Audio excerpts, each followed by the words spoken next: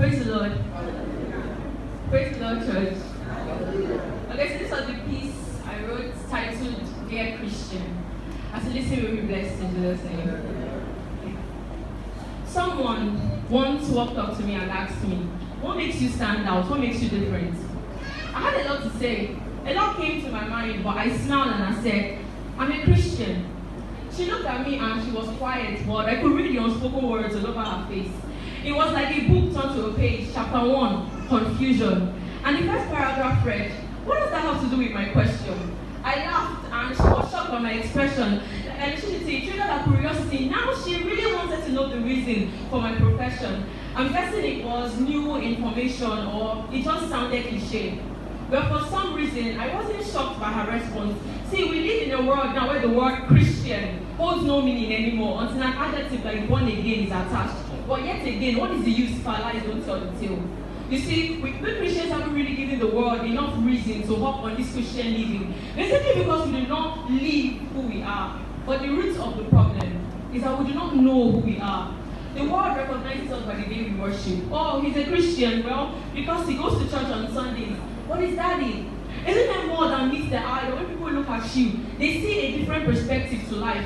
And your hand extends gestures that capture people's attention. And your feet move in a direction that causes others to make a U-turn. Yes, we live in this world, but come on, it should be a distinction. I'm here to remind us who we are.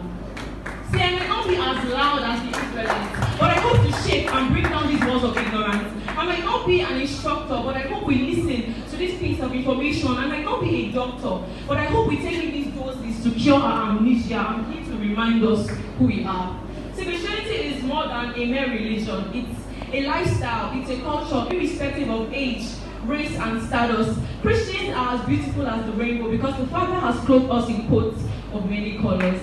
Now see, there are several definitions of Christians, but here is mine. Christians are a ray of hope in all this hopelessness. Christians are lights in the midst of darkness, clarity in this age of confusion, reality in this world of delusion, salt in this tasteless generation. So to the dictionary, that is my contribution. See, we do not live ordinary lives. Why? Because in us the divine God resides. We are hopeful whether it rains or it shines. We are a different kind of people, special design. In hard times we smile because the joy of the Lord is our default mode. And to love is our number one code. See, we are crucified with Christ, so we are dead to sin. Raised with Christ, so in Him we live. Joined with Christ, yes, we are bright. And even though we are barely 1 yard of wife material, He loves us despite our shame. Yes, we are bright, the bride of Christ. But the thing is that we don't wear wedding gowns, we wear armors. And we don't carry bouquet of flowers, we carry swords. And the location is not the reception hall, it's the battlefront. We are weapons of war.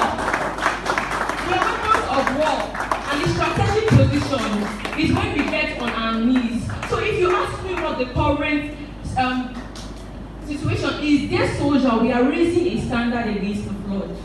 Our identification is that we are marked by the blood, and our current location is that we are hidden with Christ in God. Dear Christian, in this kingdom there is no dieting. We are to rise and eat, for the journey before us is great. The milk and the meat of the word is our spiritual protein for spirit building. Jesus, the bread of life, is our carbohydrate for strength and energy. The oil on our heads is for us to function properly. Spiritual supplements like vitamin A for clarity. Then we go below down with the living water for spiritual metabolism. I call this one Operation Balance Diet.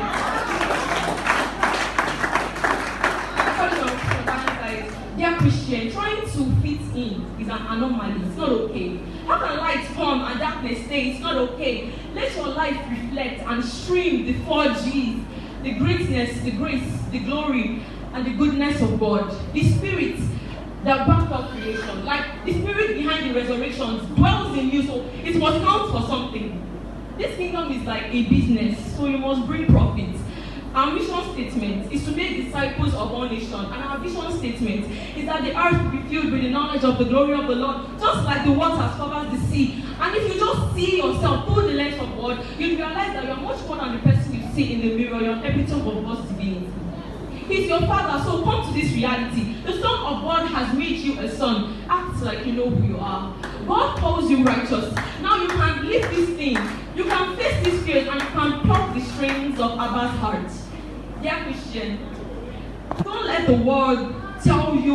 to define you. Shut out the noise and let the glory of the Lord reveal who you are.